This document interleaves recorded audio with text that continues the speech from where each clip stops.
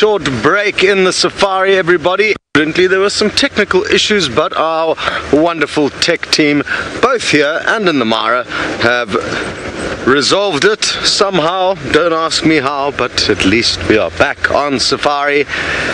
Now, I've made a decision to leave that area where I was hoping Thandi and her cub were going to poke their head out.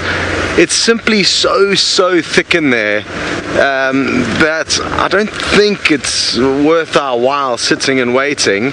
I've also got this kind of sneaky suspicion that she might be moving the cub to kind of satellite dens, if you could call it that, temporary hideouts that are close to her kills, which is a little bit premature. It's a bit premature for her to be doing that, but I mean, it was also not premature, but a bit out of the ordinary that she took some kills back towards her cub, and the same thing happened this morning. She took her cub, was hiding out, which doesn't really happen. Anyway, we may poke our head in there a little bit later this evening once it's cooled off, because then it'll be more likely that two of them are active. Right now it's still thought that they are going to be doing not a whole load, I'm guessing. So I think it makes sense for us to kind of drive around, look around, see what else we can find and return when it is a little bit cooler. What I would like to ask of you is to just monitor the Djuma dam cam very closely, because there's a strong chance that Thandi is going to go for a drink after eating steenbok all day and being so hot. So I'm sure she's going to want to quench her thirst, and that is the closest spot. She's not too far from the Djuma waterhole. Very good, we are going to send you off to Noel with the Bateleur. So, sorry about those little breakups we had there. The weather is stormy both ends of both of our sites, so in the Mara and here, so it does affect the internet every now and then. Sorry about that, but in our travels we have now found this beautiful Bateleur just sitting in the shade of a knobthorn tree. And you can really see those colors we were talking about this morning. As you know, it's one of my favorite eagles. And Scott's also been getting some nice sightings of Bateleur as well. So, Sunny, we got interrupted a little bit about your question about what you think, which animal has the most sophisticated communication. So, an animal can be anything from an insect to a reptile to a mammal to a bird. So, I'm going to choose a mammal species and an insect species that I think have pretty sophisticated communication. For me, that's going to be, for a mammal, elephants, and then for an insect, it's going to be honeybees. So, honeybees do these really interesting dances and figure eights to show direction to the rest of the hive as to where they've found a food source. I think it's absolutely incredible, this special little dance that they do to denote direction and to pass on information. And then for elephants, we were talking, we've got thunder that keeps coming in the distance, and the louder it gets, I am going to try and get it on camera for you so you all can hear it. It's a little bit far off, it's just a low rumble at the moment, almost like a train in the distance going past. So it's a little bit too far for us to hear. Elephants can hear that way before we can hear that. They also have infrasound, subsonic vibrations through their feet that can go up to 60 kilometers, 60. So they can communicate amongst different herds over quite far distances. And there's still a lot of study to be done on the way that they vocalize. I've talked about my friend that's in elephant research, and I asked her the other day for a bit of information on that, and she is saying that they need a bit more time to be able to the anatomy, the inside, because they haven't had a lot of chance to do a lot of work on that. And I know there's a few places that are doing some great studies, so I'm waiting for her for more updates. And now, as we leave our Bateleur and head more towards Chitwa Dam, let's head back up to the Masai Mara, where Taylor has an amazing surprise for you.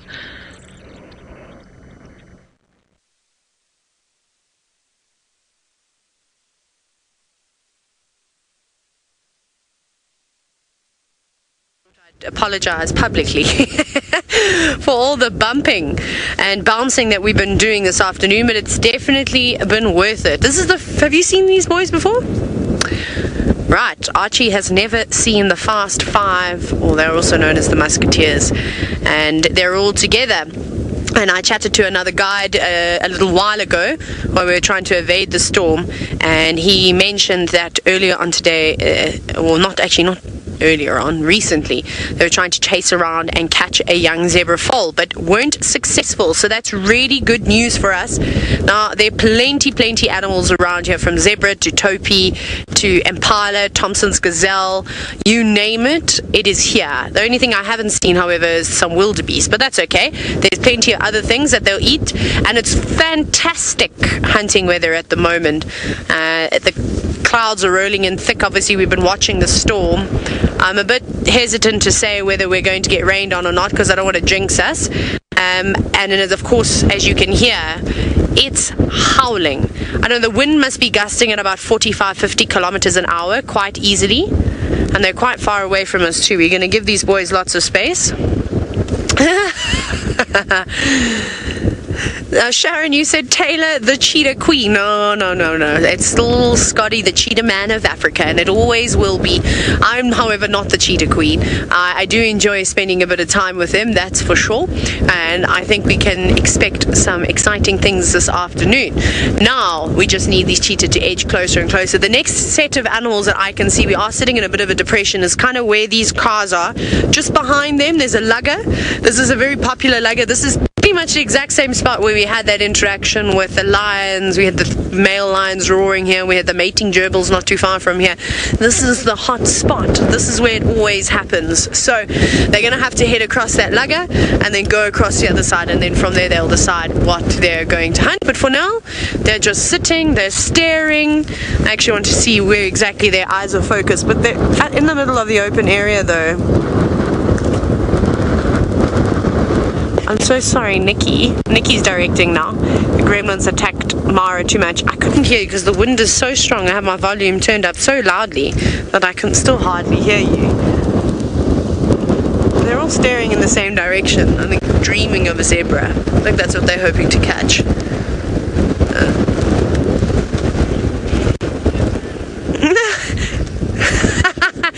Scotty says that I can be the cheetah man of Africa's assistant. Thank you so much. With like a researcher. Thanks, Scott. I'll take that position, no problem. I'm foster care in chief and finding insects for James, and then the assistant cheetah finder when Scott is not here. Very nice roles that I've got at Wild Earth. I'm excited to see them. I am going to be very kind though, and tomorrow morning I'm going to send Ralph in this direction so that he can come and have a look at them, and then Archie and I will hopefully find some other cheetah in the area. We might go towards the Talek then and see if we can find Malika and her two boys, or Imani's daughters. I don't know if they're still hanging around there. For Big Cat Week though, I'm pretty sure Malika was still about in that area. So yeah, so that's kind of the plan. The whole car is rocking at the moment. That's how windy it is. I feel like it's going to actually take off. And there's also apparently a big pride of lions not too far away from here. I could see them in the very far distance when we were driving in. There was about 30 cars with a cheetah and about 35 cars with a pride of lions. So there's lots and lots and lots of animals around this side, which will be quite cool tomorrow morning to come and explore. I think Ralph will have a lot of fun around here. Now, I believe you're all saying thank you very much for finding the Fast Five. It is a great way to end the year, most certainly. If they'd only just get up and catch us one last meal. Can you imagine if we have a hunt at 6:05 Eastern African time, 2017, 31st of December? That would be pretty epic. That would be good, leaving 2017 with a bang. It really would, but they're going to have to get on the move if they want to go any further. They haven't even popped their heads up or changed direction or anything. When we got here, we saw them walking and then they kindly sat down. You know, the cats love to just sit and do nothing when I'm around. I don't know what it is. I'm even wearing my lucky jacket, which we think it's lucky. We're not actually sure. We all have them on today. Archie has got his on too. But sadly, no moving just yet for the cheetah. They're still just fast asleep.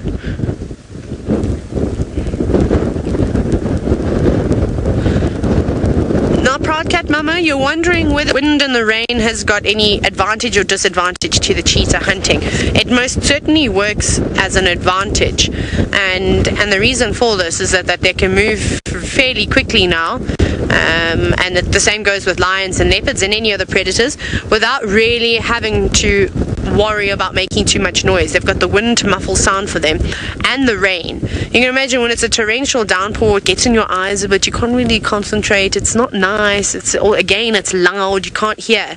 So all these factors work in the favor of the cheetah, and unfortunately not so much for the prey species. But the wind is swirling at the moment. It's not sort of going in one definite direction. There's gusts coming from all around the car, so that could kind of work against them. If they get too close and within a couple of 100 meters and the wind changes and the zebra and the topi and all the other animals pick up on their scent, they're going to start panicking early because the weather is like it is, and they might be a little bit on the wary side, and then the cheetah won't have as good of a chance. But if you look over here, just to the right, look at all the zebra from there all the way around.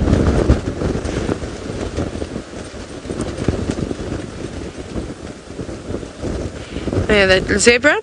Now, Anupam, you're wondering which is the dominant male within the cheetahs. I haven't spent enough time yet, but everybody seems to think it's D'Artagnan, and D'Artagnan has been given that name. He's the only collared male cheetah. You may have seen there was one cheetah with a collar around his neck. So they say it's him. I've seen him being bullied quite a bit, and I was saying this the last time I spent some time with these boys, there was one cheetah that was definitely keen and kept instigating the hunts. There's the topina as well. A few youngsters sitting on the grass, that would make a nice snack. So it's hard to say, oh, they're up. That's exciting, finally. But they're constantly battling one another. You'll see them, they bully each other quite a bit. And like I said, I just haven't spent enough time with them to say exactly who it is, but from what everyone else says, they think it's D'Artagnan. Beautiful cats, though. So one is still, oh no, he's got up now. He's on his way forward.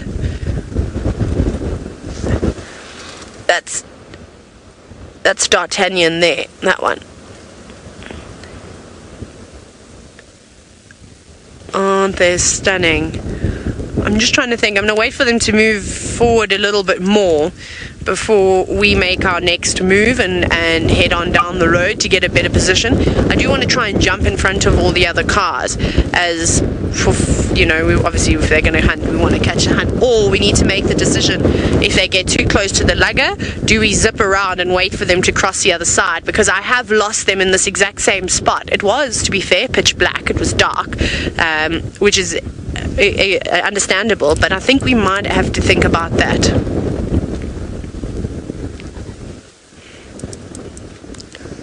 Now, Julia, you're wondering, with a coalition of 5 cheetah, would they be able to bring down a fully grown zebra?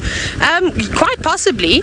They could indeed. They often take down fully grown wildebeests, and a zebra would obviously have a bit more kick in it. There's someone on safari enjoying the cheetah. Hello, everybody. Enjoy your safari. So, yeah, they would be able to. And because there's no wildebeest around, maybe that's what they're going to be going for. Or are they feeling a little bit lazy? When I say they're lazy, I don't actually mean they're lazy. They're going to take the easiest opportunity to catch something. So if it means going for a zebra foal and having to hunt again tomorrow, they don't look too thin, then they're probably going to do that. They just want to catch something quick and easy. Oh, that's so cool. I love it when they walk like that and you kind of get the skyline quite close to their heads. It is so beautiful. Not racing off just yet though, but making their way down to that lugger. You know what we will do though, is I don't think we'll sit with the crowds. I think we'll be clever. We know where the food is, we know what direction they're going in. Once they get closer to that lugger, we're going to zip around and get to the other side and wait for them to cross. Even if we don't see them for a little bit, that's not a train smash. I'd honestly rather have them where the action's going to happen than sitting and waiting and hoping that they don't cross. Oh no, and also the rain is starting to drizzle now. We've been waiting for it all afternoon, and the wind is bringing it in quite quickly.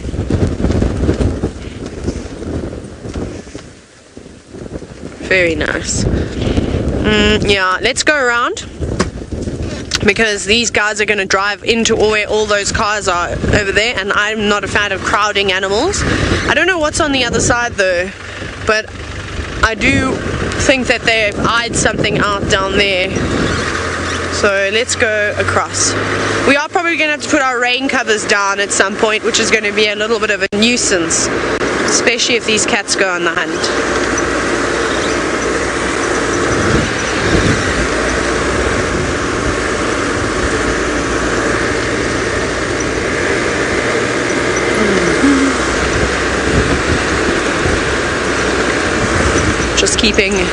Just keeping an eye on them, just to see what they're going to do if they don't change. Okay, I'm going to let all these other cars come through this crossing, and then we will do the same. I'm going to send you down back to South Africa now. We're going from the fastest land mammal in the world to one that is slightly slower but could still escape your eyes. Well, they are slow, but they did beat us to the action. It was two tortoises that were actually mating, and they've just disappeared off, but that doesn't matter because you have the Musketeer Coalition on the move. Well done to Taylor for getting you guys into the right spot for that. And it looks like they almost disappeared down a kind of burrow or a hole into this large termite mound, so we're going to just continue on. Sadly, that moment was missed. They were a little bit shy, which I don't blame them. They were midway through the throes of passion when we bumped. Blessings to everyone, Happy New Year's. Yeah, we kind of interrupted them, and then they stopped doing their business and then thought to go and seek out some privacy. And I wonder if the Musketeers are going to go after those zebra. Who knows? Well, time will tell. For now though, you're going to head off to Noel for a quick update.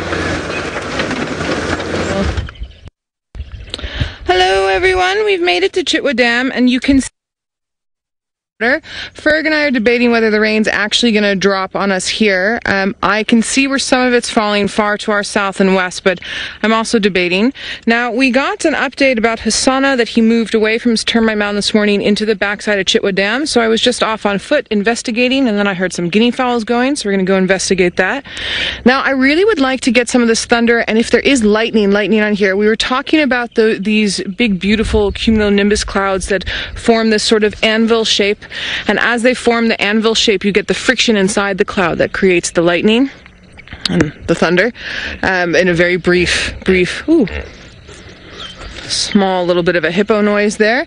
Now, the rain that I can see falling is not directly in front of us. It's actually just behind where this dead tree is, and you can see how the color has come down and is the same to the horizon, as opposed to the little bit to the left, and where you start to see more of the different colored clouds. That's one of the ways you can tell where rain's falling. You can also smell it a little bit. And so it's possible, because it's been dry, even though the rain's been building up, that it's going to drop all the moisture somewhere else and then collect more moisture along the way and then maybe drop on us, or maybe it just might keep going through. Ooh. The thunder is getting louder, so the more we travel on looking for Hasana, we will get the chance to hear it. It's one of my favorite sounds in the bush. Okay, we're gonna come back to the dam itself. I really just want to go investigate those guinea fowl noises that we had. Because there's enough moisture that's fallen, I can't drive all the way through these little pans at the back. I have to choose a side. So walked some of it and didn't pick up any tracks or himself. And then where the guinea fowl were calling were the backside. So we're gonna make little loops around and see what we can do. It's also because the cloud covers come through nicely. It's cooled down enough that if he feels like moving, now would be a good time. And then with this thunder coming through, remember we talked about with our cats here in particular, they don't necessarily really like the heavy rain. So it's possible that he's going to start moving, using the thunder, even though it's still quite light out, to help with his hunting, and the wind that's picking up to help with hunting. And I think I think while I'm busy doing this and looking around, Ralph has one of my favorite antelope species in the whole world up in the Masai Mara, and I haven't seen it in a very long time. So let's go up to him so you can see Sub-Saharan Africa's largest antelope species.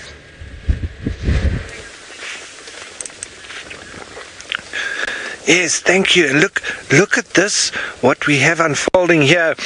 I know the Taylor's now been able to find the cheetah, but we've been able to find a lovely herd of eland that are walking almost towards the storm, and we're starting to get rained on a little bit, but there's a lovely light at the moment. And remember, these are one of the largest antelope that you get, some of them being over 1,000 kilograms, and so that would probably be about 2,200 pounds, which is a lot of weight for an antelope. But what's also incredible about them is that they can jump almost as agile. Is that how you can say that? They are very agile, almost the same as that of a kudu, and they can jump over 3-meter fences with a 2-step run-up, and I've actually witnessed this. So for such a big antelope, they're able to jump very high. And kudu and antelope are the high jumpers of the bush, and they're the ones that we actually have to be very careful of when there's national parks or private game reserves bordering on national roads or public roads, because when you drive there at night, there can very often be kudu and eland on the road.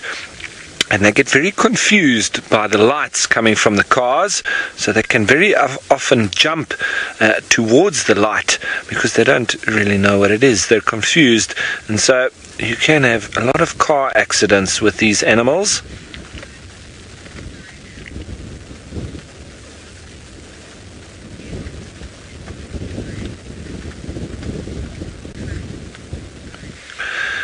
Coast Cider, you're wondering if their horns are used for anything else except fighting. Yes, Coast Cider, these are very short, stubby, sharp horns, and they'll use them to defend themselves against any kind of predator. They're very adept at using those to stab at any potential enemy, and so it can be a very good weapon for them. Very similar to that of oryx or gemsbok, very straight, but gemsbok being a lot longer and thinner, whereas the eland, they're a lot thicker and sharper. So very good weapon. But folks, look at this ominous weather that is coming towards. We're pretty sure we're going to be getting wet very soon, and we've just been trying to edge along it, trying to stay dry, but the wind's picking up, and we've seen a lot of lightning as well, so very ominous, and I think we're going to get wet very soon. Off over there's back in the sunlight, there's the Olololo escarpment in the background, and so we've come quite a distance during this morning and in the early afternoon, and that's been it.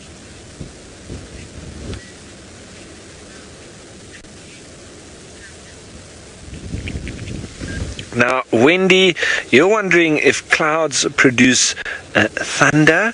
Yes, Wendy, absolutely. This, especially when you've got very dense clouds like this, because remember, lightning is formed through friction within the particles of the clouds. So as there is more particles and more friction, and so you get lightning, and then that noise coming from lightning being that of thunder. So these big clouds, we're hearing quite a bit of thunder and seeing the lightning. It's very spectacular as the animals, I think, brace themselves for the storm that's coming.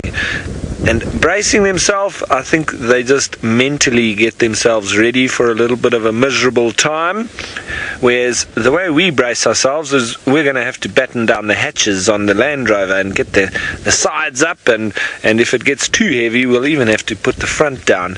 But we'll try our best to avoid the worst of it. But these topi and the gazelle in the background, they don't really have anywhere to go.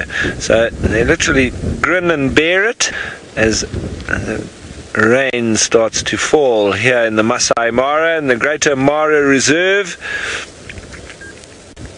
It is beautiful, I must say, even though it is a very ominous storm coming. I'm starting to get blown away here, but I wonder if Taylor's been able to stay out of the storm, but she's still got those cheetah, and I think we need to send you back to her. Look, our cheetah are walking right past the car. I say our cheetah like we own them. We don't.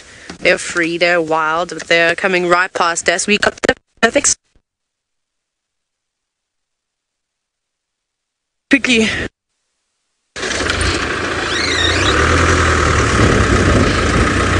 Sorry about that, everybody. Gremlins. Okay, what I'm going to do now is we had a quick close view. I don't want to show you the wall of cars here, so we're going to jump ahead now. And I'm going to try and get you another view of them, but we're going to play dodge the vehicles today. Have a prepped because this could get interesting. You never know what these cheetah cats, as Scott calls them.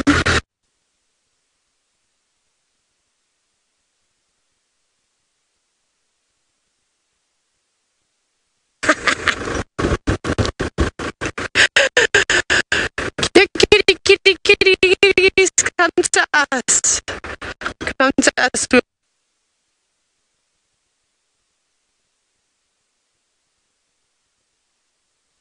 They'll come on towards us. Wait, I'm just shuffling in my chair. There's one coming towards us here. And maybe... I'm just not sure what they're going to do yet. That's thunder.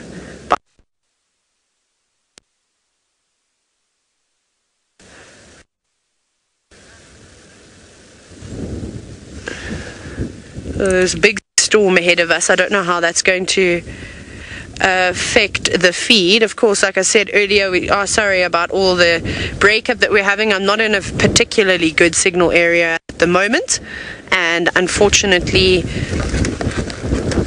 can anybody confirm we have an action broadcast prepped, please?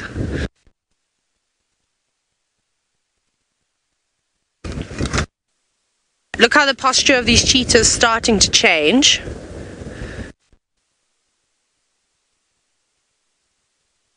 Let's go live.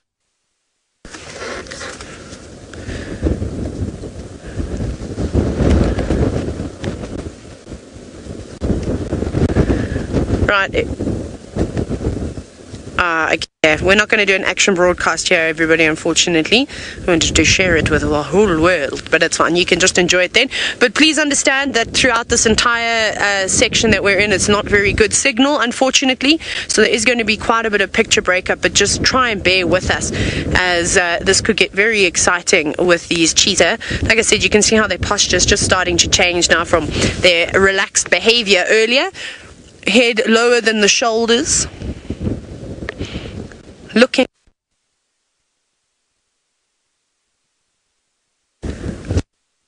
that hey, don't sit down like that. Come on, you guys are so close. Inch closer and closer, please. Maybe someone will encourage,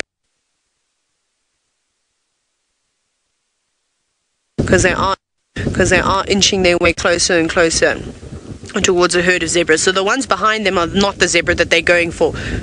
There's quite a long line of them, and the zebbies haven't seen these cheetah just yet.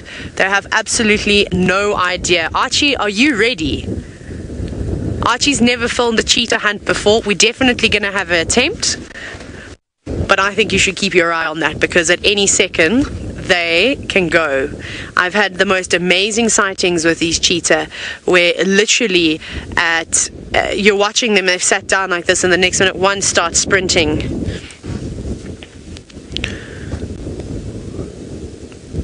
Let's see, they're getting closer and closer. They're probably about 150 meters away from the zebra now, and that's not far. That's perfect. Remember, these cats do need a bit of time, a bit of space to build up speed so that they can charge in and catch something. See, one just keeps plonking himself down. The other one looks like he's going to take a seat. That doesn't mean anything, though. I wonder if they're looking for a foal. There's also lots of topi around, although a topi will give a cheetah a run for its money because they're quite quick. And not to say that they won't go for them, because Scott's had an amazing takedown.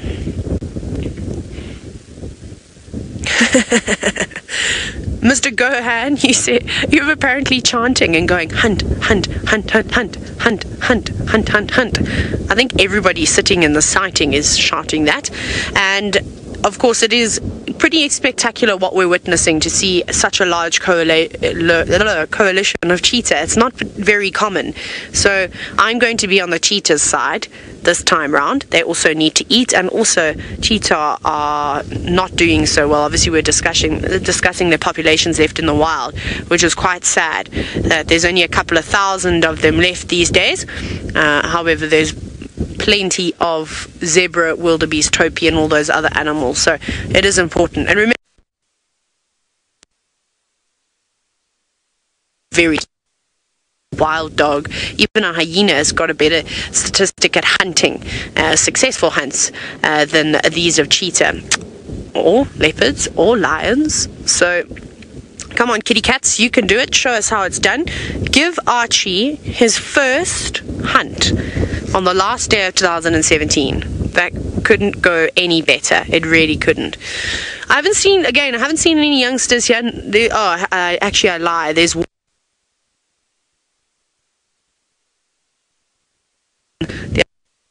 little bit to the left. You'll actually see the young one, and I wonder if that's what they're eyeing out. Keep going. Where's it gone now?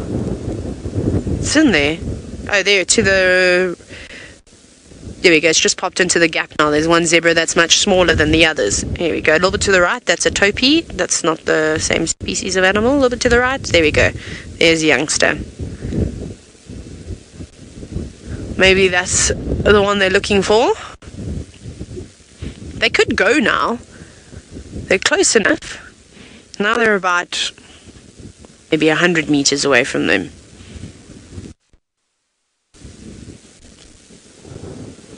You can also hear the thunder rumbling. This will be a bit scary to get stuck out in a lightning storm. I'm not going to be enjoying that, that's for sure. That is going to be terrifying. I don't think it's going to be a quick storm either. Hopefully it just keeps missing us. We seem to have missed the worst part of it so far. Did I speak too soon? Should I have held my tongue? I never do that. There's no filter with me. Okay, good boys. Keep moving. Keep moving forward, because the zebra also starting to get away now. There's a big gap between the two herds. And I don't know who they're going to go for now. Now I'm confused. The cheetah also do this though. And they stop and they look. They don't want to waste their time. They want to make sure the animal that they go after is going to be the best possible chance of catching something. Otherwise they end up just wasting their energy. The light is also quite cool now. It's very gloomy.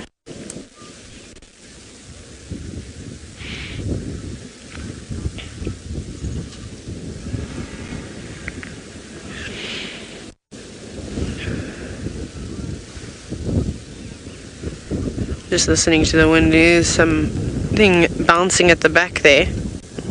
Look like some Thompson's gazelle. I'm so sorry, Nikki. You whispered a question into my ear from Djuma. I can't hear what you're saying. I also got bad comms at the moment. And the lightning's getting a bit hectic. It's very close. The lightning is actually right over the top of our head right now. I don't particularly feel very safe. Now, Julia, you're wondering whether the zebra would protect their foals, just kind of like buffalo.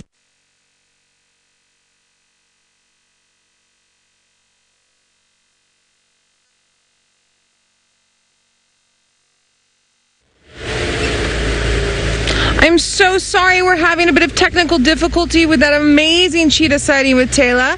Hopefully we'll be able to sort it out a little bit, but it seems as if you're getting some excellent views regardless. We went to go investigate our guinea fowl sounds, and then it turned into about 10 different species of birds, and Ferg and I were circling around this tree, and it's not the type of alarm calling you would get for a leopard, but there was definitely a predator of a sort, and we were thinking that it was a snake, and then all of a sudden out the bottom of the bush pops a really beautiful African hawk eagle that had obviously killed something there, and all the birds were mobbing him incessantly and chased him off. It was very cool. Unfortunately, it happened too quickly for us to get on a camera, but that's all right. It was a fun experience nonetheless. Hopefully we'll be able to repeat it for you at some point. Now we've continued on with our loop looking for a sauna. I haven't picked up tracks from where the guys were no, that's a hyena. Sorry, I got really excited. Where the guys are talking about he went into, but I have a general idea of where he is, and so I think what we're going to do is just keep looping around until he feels like popping his little head out, which hopefully should be soon, as the temperature has dropped nicely.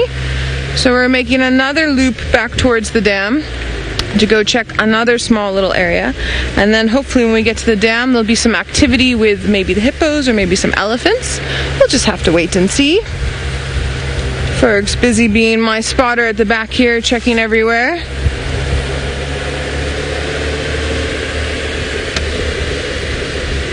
Ooh. Scott, I think from what I heard, is up near Biffleshoek, so let's go back to him and see what kind of an update he has for us. Well, sounds like some exciting stuff there with the musketeers. I must say I am jealous. Pity about the shaky signal, but at least they are moving, and maybe they'll move into better signal. We've just arrived at the Biffleshoek waterhole, and there's a very moody afternoon unfolding here. I can hear lots of thunder rumbling off in the distance. It is to the south of us, and usually the bad weather comes from the north, so let's hope that it stays away and doesn't ruin our barbecue plans for this evening.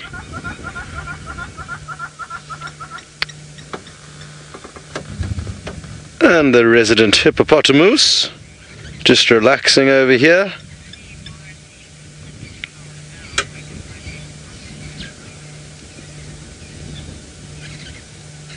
And unfortunately the team up in the Mara have decided to power down their vehicles because there's a lot of lightning in the area, and we would hate them to get fried the day before 2018 begins, so fair enough. We thankfully don't have to do anything of the sort just yet, but let's take a look to the south and show you kind of what's happening out there. So that's west, and then now we're moving towards the southern kind of view, and that's where the big, dark, gloomy car. Oh, was that a lightning bolt? I think it may have been. I just saw a little bit of a flash. I was looking away from the monitor. Just caught it out the corner of my eye.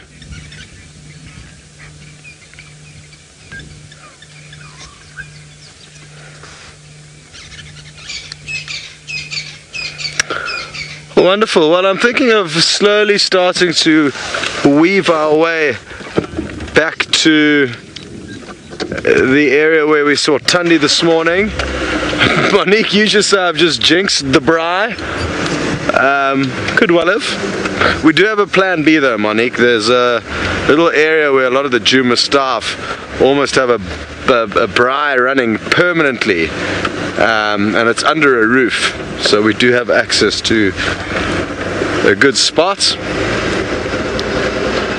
Now, which route should we take? Let's go up along the Biffleshoek cut line initially. There's one road on Djuma where we don't get signal, and that's the one down there, which is a pity because it's a beautiful road called Inyala Road North. So we won't go down there because then we'd have to say goodbye to you immediately.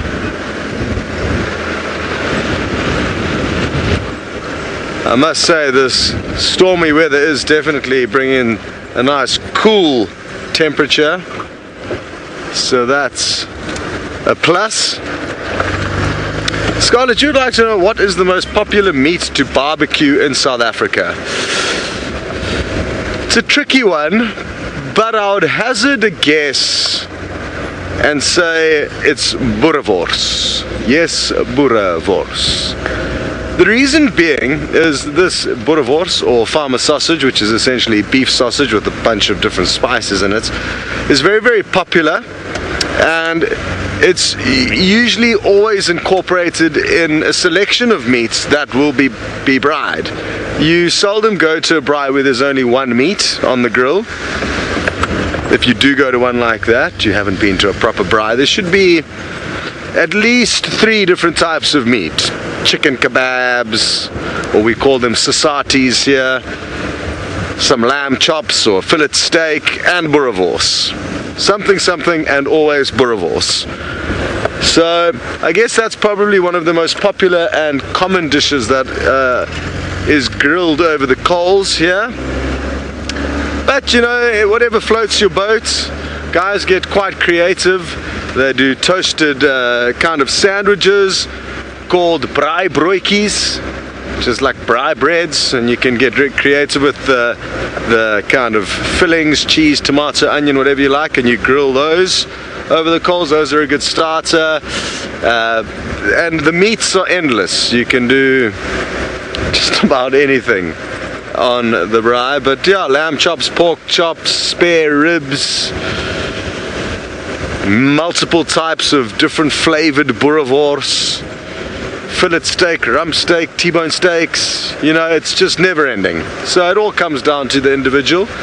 I think we're going to be doing some seafood kebabs tonight for some of the crew members who don't eat meat, well, domestic meat. Yeah, so those are our plans for this evening. If any of you guys have got anything exciting that you'd like to share with us for your plans, do let us know. I'm wondering what Ralph and Taylor are going to get up to. Because they've left the crew, and I've got a sneaky suspicion Taylor is wanting to have a party in Talek Town. She did have one a while back that a few of you would have been told about.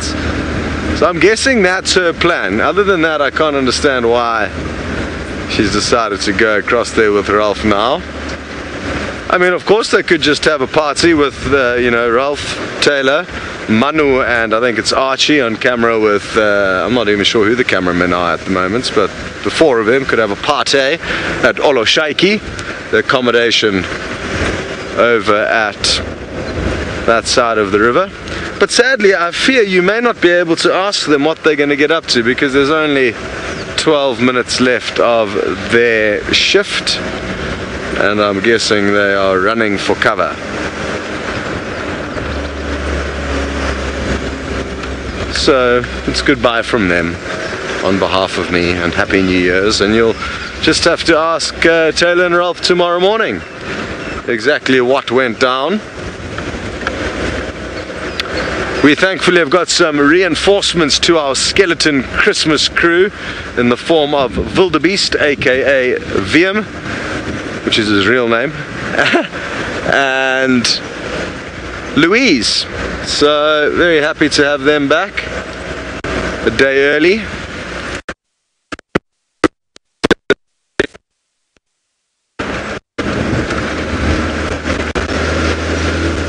Really hoping to see Mvula, an old male leopard, at some point in time. The first time I ever saw him, he was walking down this road towards us, and he kind of actually just came off this little termite mound. Happy memories.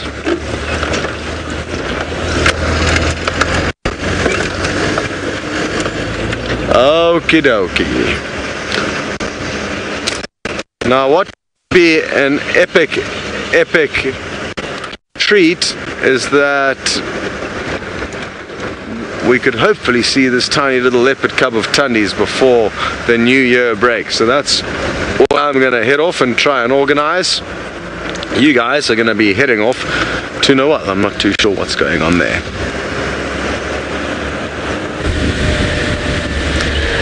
Everyone Ferg and I have had to abandon our Hasana search because there is hectic lightning that's coming. We're gonna, I can't stop driving because we have this aerial at the back that allows us to give signal off so you all can see us, and it is like a giant conductor for a lightning storm. It's why the Mara had to power down, because their lightning was too big. We're trying to move away from the lightning. Hopefully we'll be able to give you some shots when we get out of this area just of that lightning and thunder that's coming past. It's a little bit tricky at the moment. I just want to get us over to Twin Dam side so that we can not be as close, although this storm is now gathering speed. So a worry with something like this, other than the fact that, you know, we have to be careful of the lightning just personally in our vehicle. Other game drive vehicles, you don't have to worry as much because you don't have that aerial that's at the back. But something that I worry about with lightning like this, with no rain falling specifically right here. We saw rain falling to the south and the west. Oh, Ferg felt one drop. Ferg, don't wish the rain on us quite yet. We have an hour left, an hour and a bit. Is that if lightning strikes without the rain, it can start a bushfire, and we're not saturated with moisture at the moment here, so it's difficult. All right, we're gonna try maybe a little bit of a pan shot as we're driving here. It'll be a bit easier for everyone to kind of see what we're talking about, and we might just get lucky and get some lightning in that shot. I'm also hoping that maybe now that we've had to abandon where Hasana was, maybe Tingana pops up for us, or possibly we get something with Kachava. We are on a little bit of a bumpy road here, so please excuse any sort of vibrations that show through in the camera. You can actually smell the nitrogen in the air from the lightning. It's interesting, with the nitrogen cycle that aids in plant growth, a lot of plants need nitrogen. They need nitrogen and phosphorus in particular. A lot of the atmospheric nitrogen that comes through and gets into the air and the ground and the soil via storms like this is very important, just as a sort of side note for everybody.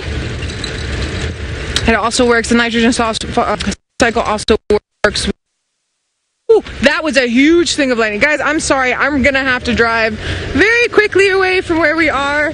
I don't want to have to power down and then it's just Scotty D, but yeah, we need to move. So sorry for that. We're going to have to be Ferrari Safari away. And then we've got another vehicle that's in front of us. No! All right, Nikki, I think if I can't get away quick enough, we might have to power down for a bit. I'm going to leave. Ferg, what do you think? Should we power down? Nikki, I think we're going to have to power down. Guys, I'm so sorry. We're going to have to power down, unfortunately. It's too close to us. I'm not going to be able to get away quick enough. So let's go to Scott, and then we're going to try and get farther away so that we can power back up and carry on with everybody. Sorry. Well, seems like things are getting a bit hectic out there, not only in the Mara but also further south of where we are. So, last man standing. Let's hope we make it through this. If not, it's been real.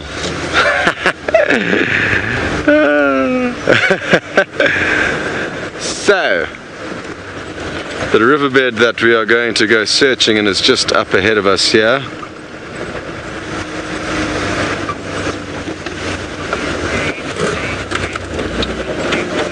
Ah, Duke Mason, you are going to be having a turkey tomorrow, so you're busy preparing the stuffing for that. Sounds good. Very nice.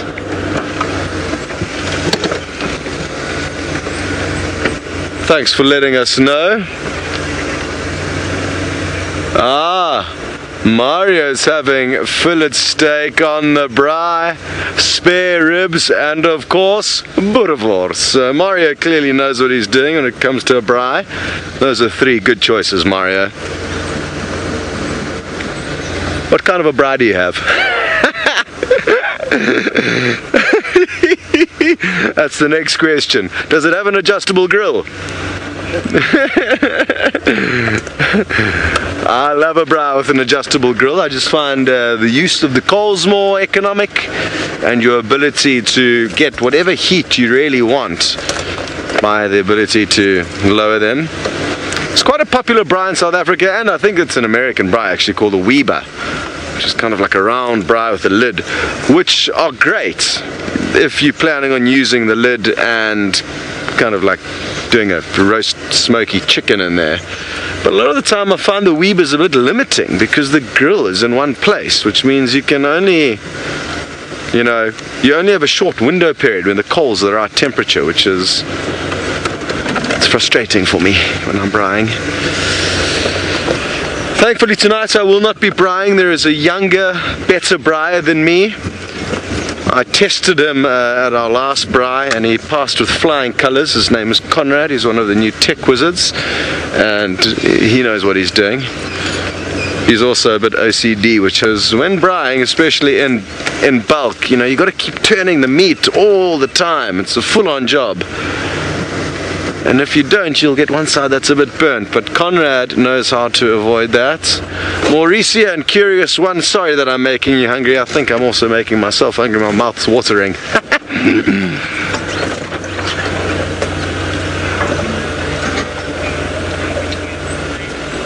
Ooh. So shame, a lot of you guys in the States don't have the most opportune weather for braaiing at the moment, so I think most of your New Year's meals will be indoors. I didn't think about that, so that's not fair. We've been torturing you with the thought of deliciously smoky flavored braai meat. Sorry. Okay, everyone needs to focus now and concentrate because we are getting into the area where, oof, a major bolts of lightning up there. But we missed it sadly. Now there's a little spot that I crept into earlier, which I think is going to be a decent spot for us to sit and wait.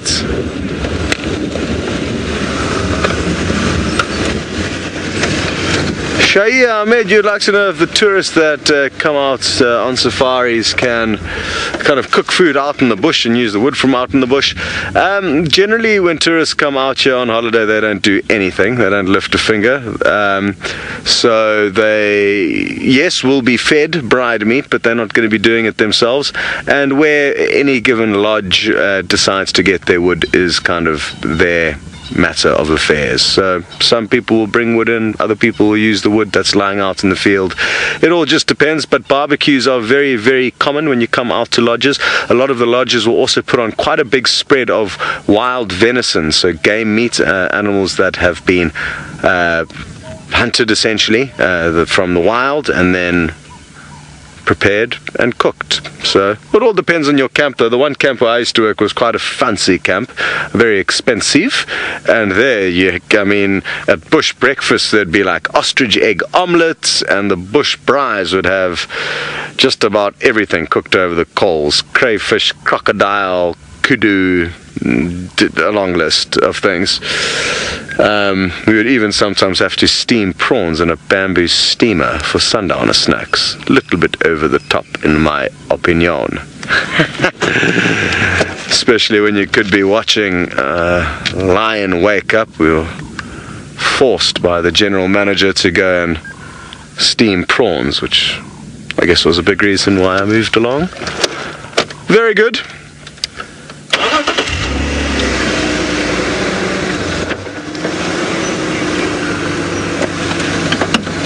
Ah, Mario, you do have an adjustable grill. And on another level, you've agreed that Weber's are not so good unless you're roasting a chicken. As well as the fact that you don't like charcoal or briquettes, which are a little bit of a shortcut, yes. In a city though, I can understand it, where you don't really have access to really good hardwood. So I guess if there's a will, there's a way. You can always find some good hardwoods if need be. And this morning we'll refill you in. Somewhere off to our right here is where we got a little glimpse of Thandi, this female leopard, and her cub. It's incredibly, incredibly thick, and if they're lying behind a bush or in one of the many little gullies that are in this area, we would never see them. But our only chances are if we kind of snoop around here a little bit, and we might catch a tail flicking or an ear twitching, which may give away their current position, and then we can try and work out how to snipe a view. But it's going to be tricky. So I'm confident that there's nothing here. Did I just feel a raindrop? No?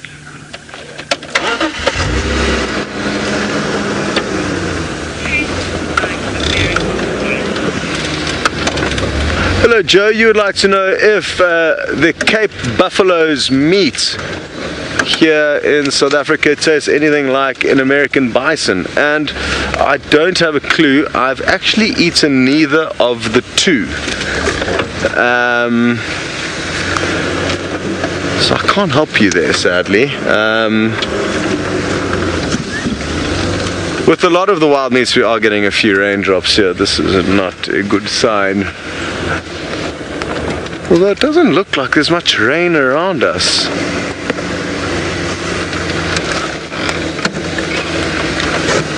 Oh no, Braai Master's just come in with a report saying that the braai is no longer on the cards. Why not, Nix?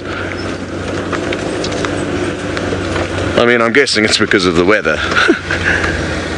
But I don't think we're doomed just yet. Well, at least we've got a backup plan. At least the meat will be cooked over the coals. And yeah, there are a few raindrops falling, which means we are going to have to cover up, which means we're going to have to probably move a little bit out of this area into an area where we can hop out the vehicle without the risk of a leopard attacking us as she tries to defend her cub. So this is such unfortunate timing. Oh well, we do need rain though, so I mean, to be honest, who cares about our braai? We can still have a good time this evening regardless of what happens, but this area really does need rain, so the more rain that falls the better. Ideally it could just wait half an hour or so for the drive to finish, well actually an hour, but it doesn't appear like we are going to be so fortunate. Okay. Is Noel still powered down, Nix? Oof. I'm the only person left. I'm the only option at the moment, guys.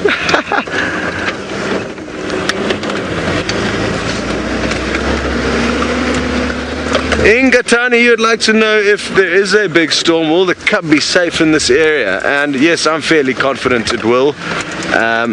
It's not really in a low-lying area where it could get washed away, and importantly, it's of a decent size now. It's kind of clambering around fairly well on its own, so it can do its own thing, and I think is kind of fairly capable of avoiding being washed away from a flash flood. Oh no, I think a squirrel's now just begun to torture me, or us. Just heard some alarm calls, I think.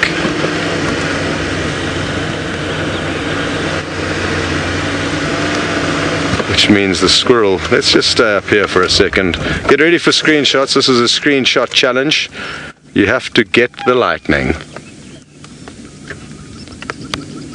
Oh yeah, I can hear some squirrels that I'm fairly certain can see Thandi somewhere up ahead of us. You may hear one or two. They're quite big raindrops that are gracing us with their presence. Not many, but the ones that are falling are big. Come on, lightning. We are waiting very patiently to show off your beauty. The rumbles that you can hear now are from the previous bolts.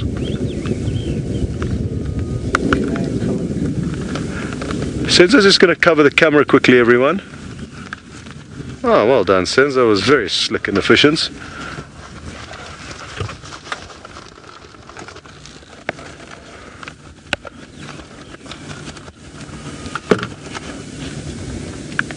Oh, you may have got a little flash there.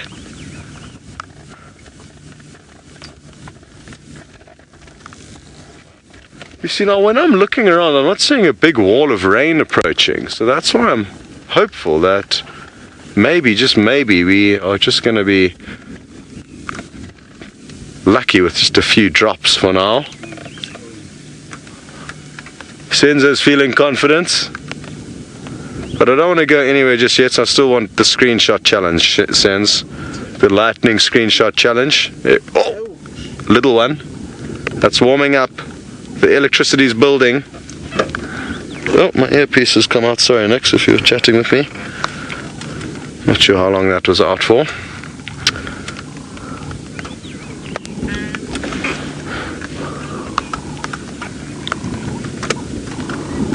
Oof, Kathy, what was my favorite sighting from 2017?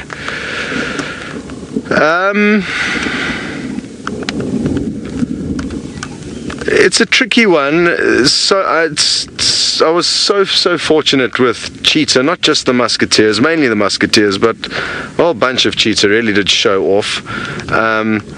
Possibly the first afternoon or first 12 hours spent with the Musketeers.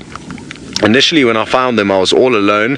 Jandre, who I was teamed up with on camera, had headed off to strap some equipment to one of the masts, the antennas, while we were setting up things there. And he got dropped off by Alex, another one of our tech wizards, who was working on him with that antenna project. So I had the whole sighting to myself initially. I was actually jumping from the driver's seat to behind the camera and doing little bits of filming, which was good fun. And then Jandre joined up. We followed them until about 11 o'clock that night, so they were mobile for about 4 hours after sunset, and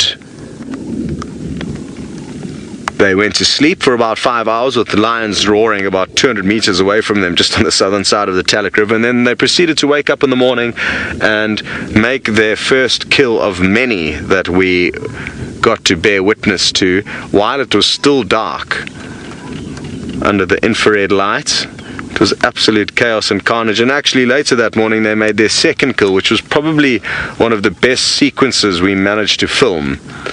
Sadly, none of you got to see that live, but you would have seen possibly highlights or little clips used of that young wildebeest running straight down the barrel towards us with the Musketeers in tow after it. So yeah, I think some sightings with the Musketeers, and then of course seeing Thandi's cub crawl out of that tiny little log on Christmas Day was hugely magical. I battle to pick favourites, sadly. I just like to hedge my bets with a whole bunch of cool things. Sorry, the lightning challenge was a bit of a failure because there was no lightning bolts while we were sitting and waiting. But maybe that means our luck is not with lightning, but we're saving it for the leopard.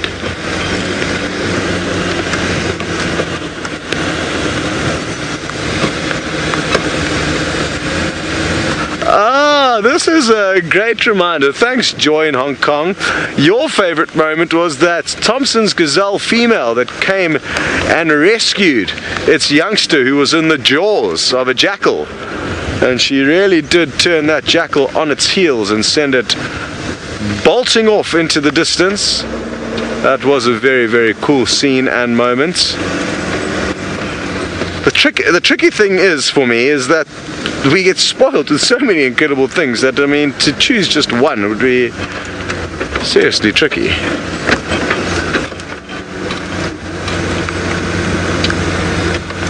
Let's just poke our nose in here a little bit and see if we can't see anything happening here. Just like to move very slowly, because of course we don't know exactly where she is, and she can be quite moody from time to time.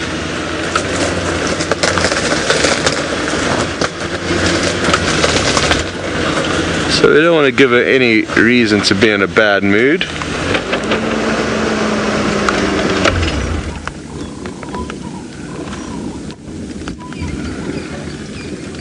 We're in luck, everyone.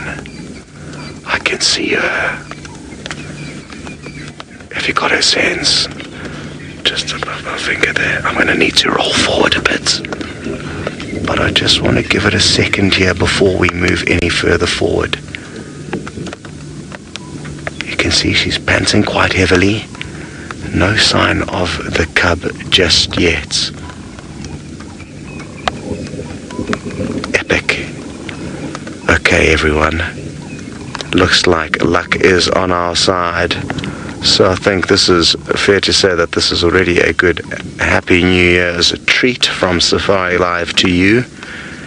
But ideally, this little cub is going to pop onto the scene and play with Mom.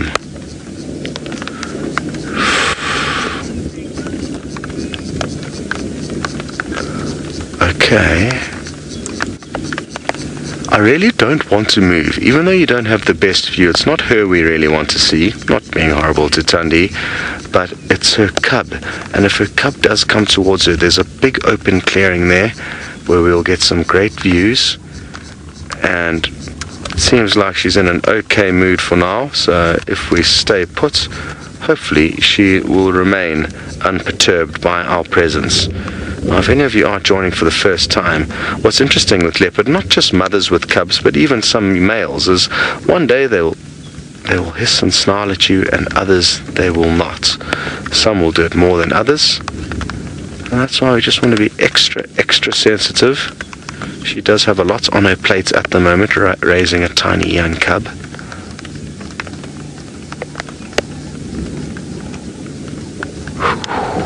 Come on, little cublet, where are you hiding? Just need to take my foot off the brake. The car might slide forward ever so slightly. No, all good.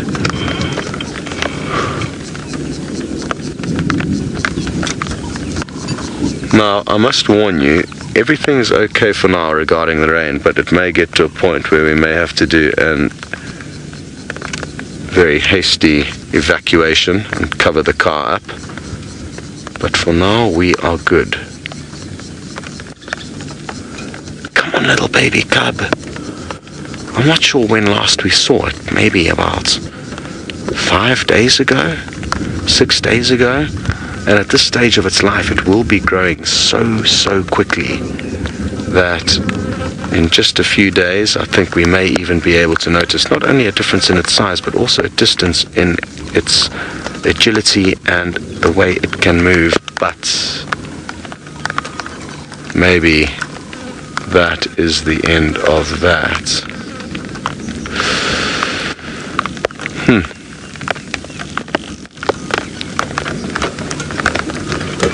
Let me see if we can sneak forward a little bit further forward. Deadhead, you'd like to know if we know the sex of the cub yet. We don't know. Tristan's hazarded a guess that it is a female, and Noel has hazarded a guess that it is a male. I am yet to hazard a guess. I haven't had good enough views of it just yet.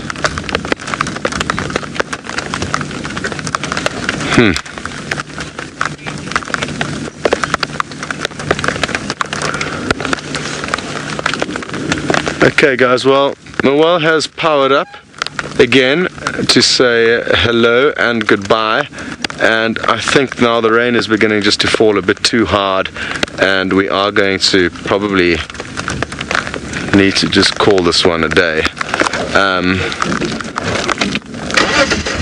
So over to Noel. We'll see you shortly.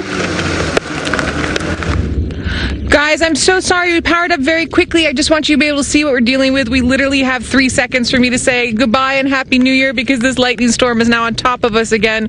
We're on the northern boundary. I can't go any further, and it is getting pretty hectic out here. So thank you so much for a wonderful 2017. It's been such an enjoyment, and we are unfortunately going to have to power down. Scott, I hope you get one more glimpse of Thandi before you have to do the same. Enjoy, everyone. See you in 2018.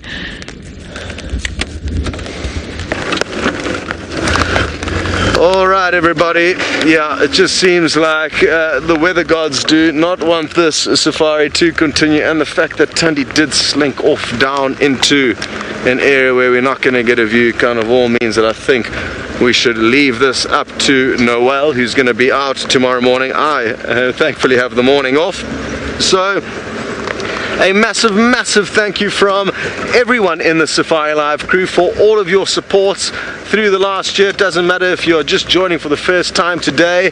It's been absolutely wonderful having you guys along. So many great changes in and amongst the Safari Live crew and operation that we are all hugely proud to be a part of, and proud to have you along with us. So from all of us and myself and these Impala who are chasing one another around ahead of us, I would like to say a very happy new year, and we will see you all in 2018. Hasta la vista, have fun, be safe.